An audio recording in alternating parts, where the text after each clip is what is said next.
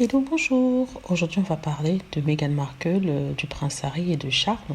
Donc, comme vous le savez, le prince Harry est en Angleterre et il y est allé pour pouvoir assister à la présentation de la nouvelle statue de la princesse Diana, statue qui sera placée dans les jardins de Kensington Palace.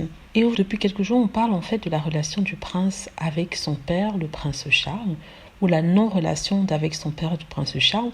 Un prince Charles qu'on dit énervé, embêté, déçu par Harry, par ses différentes confessions télévisées, qu'il a prises personnellement pour des attaques. Et il serait très fâché, très retourné contre son fils et ne souhaiterait pas le voir. Donc pour ce faire, il a décidé de n'être pas présent lorsque Harry, d'après certains, mettra les pieds en Angleterre. Il ne sera pas non plus présent lors de l'inauguration de la statue de Diana pour des raisons très claires, c'est-à-dire que le public le perçoit comme étant le responsable de ce qui est arrivé à Diana, donc sa présence n'est pas souhaitée. Et ça sera pareil pour la reine d'Angleterre, mais pour d'autres raisons, ainsi que de Camilla, ça c'est pour des raisons évidentes. Donc ils disent en fait que oui, il évite son fils. S'il évite son fils, il sera en dehors de Londres, il sera peut-être encore noyé.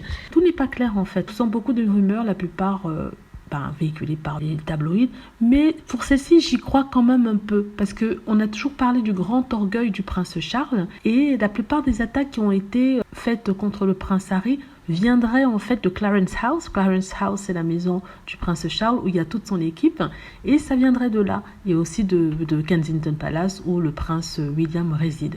Donc ce ne serait pas si farfelu que ça de penser que dans son orgueil, le prince Charles refuserait de parler à son fils. Donc si c'est le cas, c'est triste et c'est dommage parce que lorsque le prince Harry se confiait, ce n'était pas pour attaquer son père, mais c'était pour parler de sa vie, de son éducation, pour lui permettre d'avancer.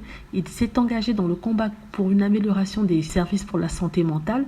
Et pour être proche du monde et pour être crédible, il faut qu'il parle de lui-même. Pour parler de ses problèmes de santé mentale, il doit parler de sa vie privée, malheureusement, et de son enfance. Si Charles a pris ça mal, tant pis pour lui, on est désolé. Ce sont des choses qui arrivent. Toutes les vérités ne sont pas bonnes à dire. C'est vrai que celle-ci était dite publiquement, mais je ne vois pas comment le prince Harry aurait fait autrement. Il serait peut-être temps que le Charles grandisse un peu, qu'il mette son ego de côté, mais bon, qu'il oublie et qu'il se rabiboche. J'espère que vous avez aimé la vidéo. N'hésitez pas à cliquer sur like si c'est le cas, à vous abonner pour plus de vidéos et à cliquer sur la petite cloche afin d'être averti lorsque je poste une nouvelle vidéo. Merci.